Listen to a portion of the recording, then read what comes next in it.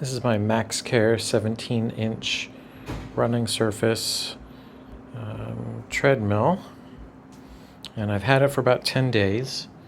And as of recently, it started, just today, I was on it for about an hour, and then I noticed it was clicking. So I took the surface off, and I think it's coming from the motor.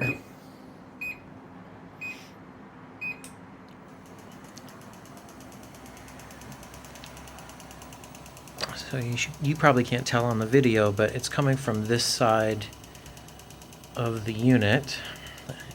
And as best I can tell, it's not from the belt, so it's probably from the motor.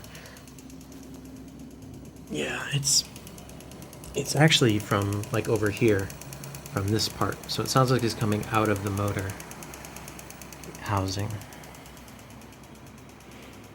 It does get a little worse when it goes faster. That's 3 miles an hour.